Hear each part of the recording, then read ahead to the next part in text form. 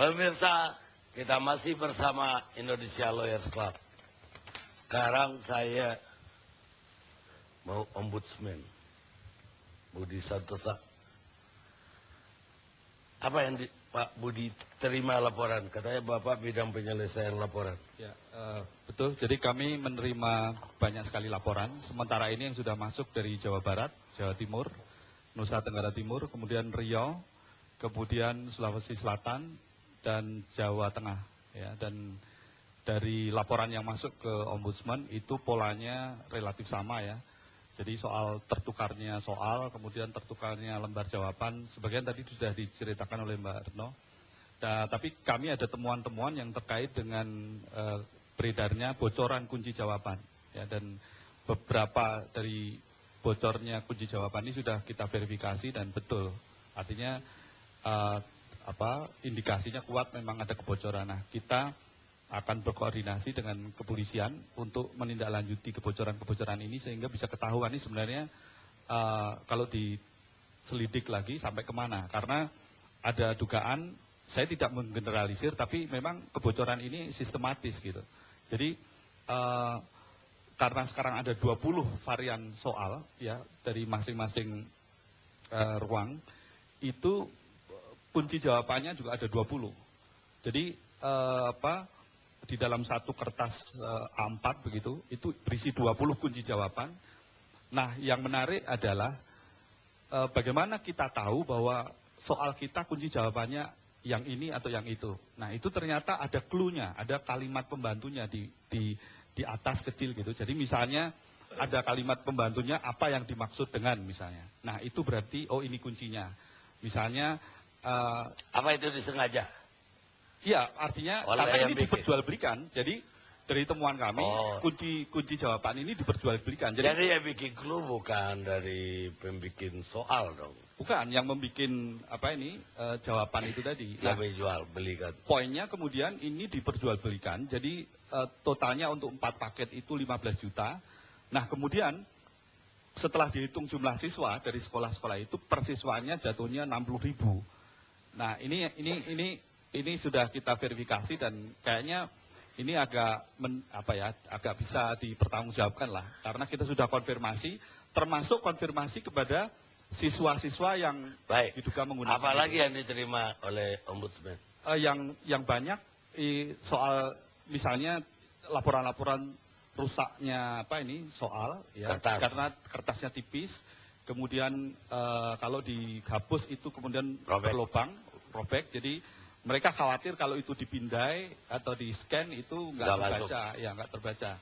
Dan beberapa yang lain itu masing-masing daerah kalau saya lihat polanya itu sama. Jadi itu apa yang dilakukan Ombudsman untuk itu? Nah, kita 2 hal ya. Yang pertama, ini kan laporan ini kan datangnya dari masyarakat yang harus kita selesaikan kasus per kasus. Tapi kalau untuk untuk UN kali ini kan sifatnya massal ya, masif sekali. Jadi ini nggak bisa model satu persatu seperti itu. Jadi kita lebih ingin menyelesaikan persoalan ini sistemik. Nah, oleh karena itu kita sebenarnya minggu yang lalu hari Kamis itu mengundang Menteri Dikbud untuk hadir untuk memberi penjelasan soal 2 hal. Yang pertama yang terkait dengan penundaan UN itu sendiri. Yang kedua terkait dengan pelaksanaannya yang ternyata di lapangan juga masih sangat kacau seperti ini. Nah, ini yang kita, karena kemarin Pak Menteri katanya ada keperluan lain di luar, kemudian kita akan menjadwalkan ulang. Kita ingin ada penjelasan dan klarifikasi yang relatif komprehensif soal ini. Karena apa? Karena kita menganggap bahwa melokalisir persoalan ini menjadi persoalan percetakan semata-mata, itu menurut saya terlalu menyederhanakan persoalan. Ya. Karena proses sejak dari perencanaan, penganggaran sampai pemenang tender diumumkan sampai pelaksanaan ini kan proses panjang yang merupakan satu kesatuan. Jadi nggak bisa dipilah-pilah bahwa kemudian persoalan ini hanya ditimpakan kepada percetakan. Apakah Pak Menteri berkewajiban memenuhi panggilan Ombudsman? Kalau di Undang-Undang Ombudsman itu ada kewajiban untuk hadir, karena kalau 3 kali, menurut pasal 31, itu kalau 3 kali dipanggil tidak hadir, itu bisa dipanggil secara paksa. Pakai kepolisian? Dibantu dengan pihak kepolisian. Jadi kalimat di dalam undang-undangnya itu dengan bantuan Kepolisian Republik Indonesia begitu. Itu ada di pasal 31 dari Undang-Undang. Baik Pak Budi, kami juga mengundang beliau malam ini, tapi beliau syukur mau mendelegasikan ke wakil. Sekarang Pak Ucok Hadapi, Anda di sini koordinator Pitra. Oke, ya, siap. Apa penemuan Anda sebagai Pitra? Iya, ada temuan satu di kementerian, satu di DPR, gitu. Jadi di kementerian itu, memang ada bukan hanya kesalahan teknis, tapi memang ada kebijakan atau politik anggaran yang belum selesai di DPR, gitu. Misalnya di DPR itu ternyata kalau kita baca nanti prosesnya itu ada sabotase lah anggaran ini supaya memang terjadi kisruh juga kelihatannya gitu. Kenapa Anda cepat sekali bilang sabotase? Nah, saya mulai dari sini. Seharusnya ya kalau ini udah tahu UN itu 15 April gitu. Tapi DPR belum memberikan izin atau masih memblokir DIPA-nya sampai disahkannya APBN itu gitu. Jadi DIPA itu Tunggu dulu. Itu diblokir oleh DPR. Keuangan atau DPR? Dua-duanya. Dua-duanya. Ya, di DPR diblokir, di Menteri Keuangan juga diblokir, gitu loh. Kenapa Anda seolah-olah membuat bahwa seharusnya ini udah nggak diblokir? Iya, seharusnya ini kan kebutuhan. Tapi ada persoalan toh bahwa ternyata anggarannya berbeda dari yang DIPA sebelumnya, yang udah ada kepresnya. Ya, saya terusin dulu. Itu memang betul. Jadi tanggal 20 Maret ya, 20 Maret kemarin itu baru DPR mengeluarkan pencairan dan blokir kepada Menteri Keuangan. Tapi ada anggaran yang bertambah 100 miliar. Anggaran bertambah ini 100 miliar ini, dan Menteri Keuangan kaget dengan bertambah ini gitu. Jadi bertambah kan bukan di DPR dong, di seharusnya Menteri Keuangan itu berkomunikasi atau DPR berkomunikasi dengan Menteri Keuangan. Ya justru karena bertambah itu diblokir. Enggak, sebelum bertambah juga masih tetap DIPA-nya masih UN itu enggak bertambah, tapi waktu Kementerian Pendidikan untuk membuka blokir ini terjadi pembahasan, dan pembahasan itu ada penambahan. Ini yang diketahui oleh Menteri Keuangan, makanya diblokir oleh Menteri Keuangan juga sampai saat ini nggak keluar gitu. Nah itu sampai saat ini udah keluar dong. Belum, blokirnya masih belum. Terakhir belum dicairkan sampai sekarang. Ya kalau nggak gimana bayar? Ya ini masalah yang satu. Makanya ketika tender ini kan diblokir dari Januari, kan tender itu kan dibuka 23 Januari. Itu dibuka. Udah itu penandatangan kontrak itu tanggal 6 Maret sampai 21 Maret. Padahal surat DPR kepada Menteri Keuangan supaya ini dibuka itu tanggal 20 Maret gitu.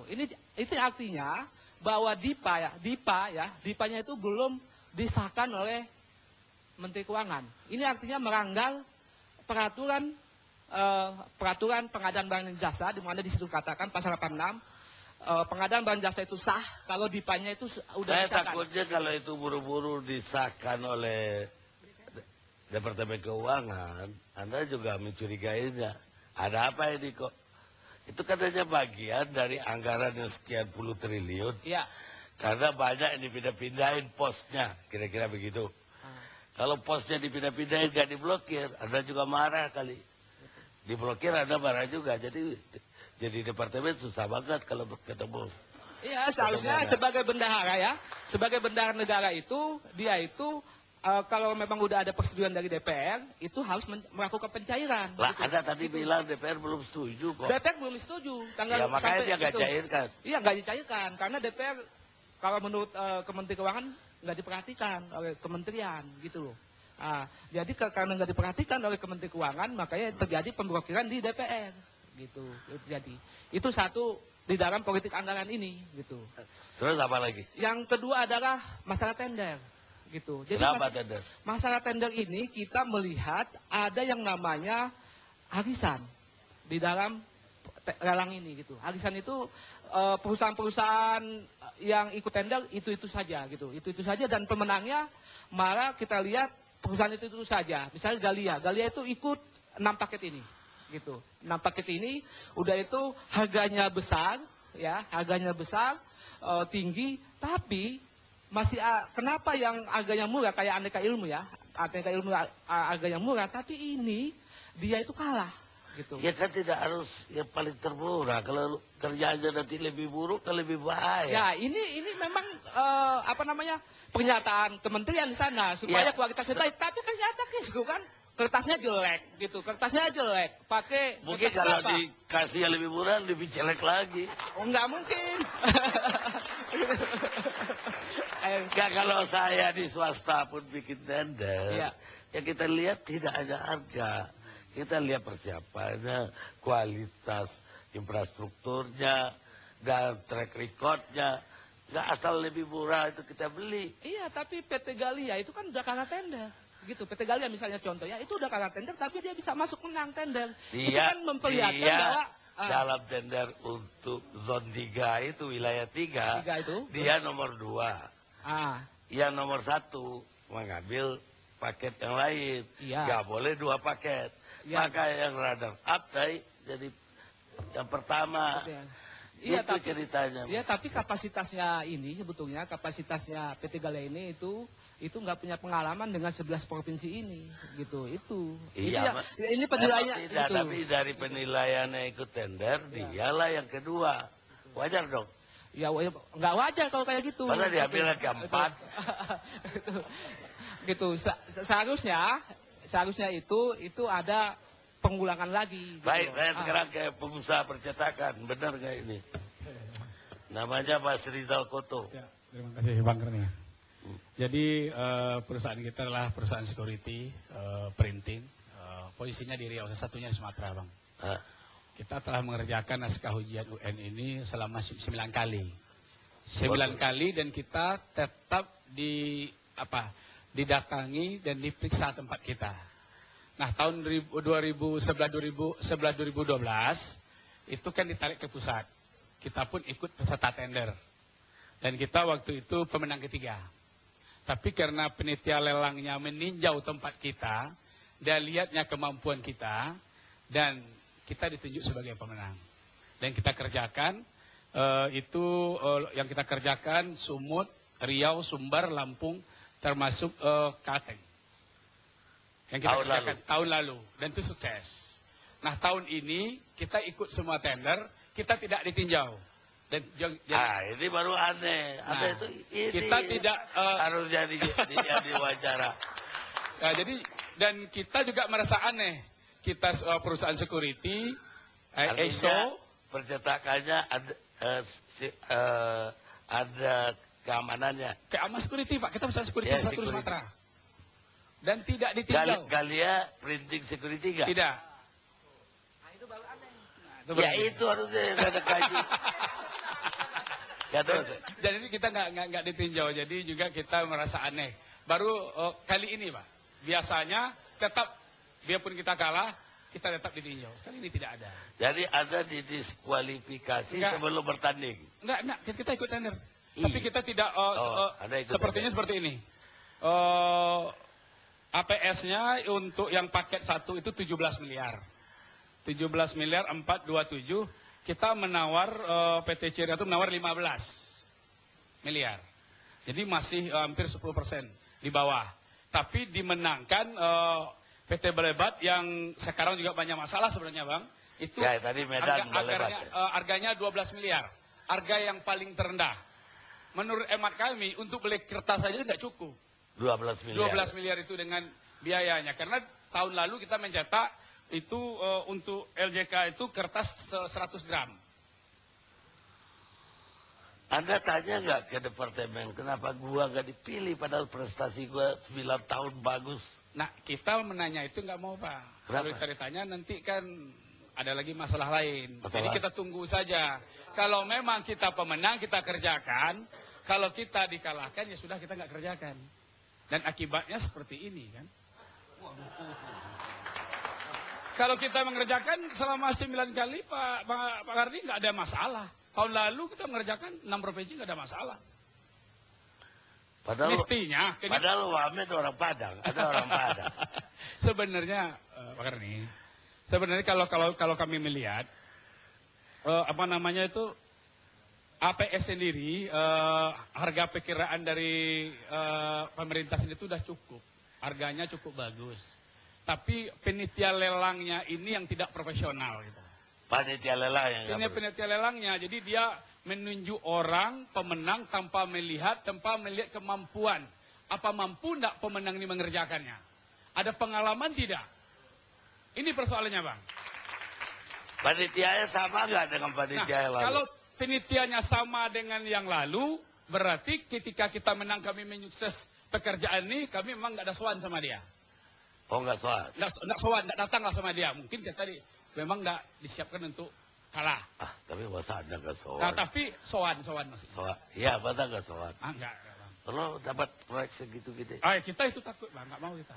Kita memang perusahaan security, kita kalau kita menang kita kerjakan, kita kerjanya lurus saja. Nah, yang sekarang kalau penitianya itu penitia baru, penitia lelang, berarti mereka betul-betul saya rasa lalai atau disengaja. Yang Galia menang itu, ada ikut nggak? Tendernya? Atau tidak? Tender saya. Ada tawar berapa? Dari pelapon 27, kami menawar 26. Selisih satu. Galia pemenangnya 22. Oh, selisih 4. Iya, jadi harganya memang Miring. yang terendah. Jadi Galia pemenang ketiga. Karena kami udah berpengalaman pengirimannya pakai pesawat, kerjasama dengan pos, segala macam, dan ada pengawalan dari pihak polisi segala macam, dan itu di Medan kan juga sampaikan kepada kita. Tapi Anda pelit banget, udah dapat proyek, nggak soal. Kita rehat sejenak.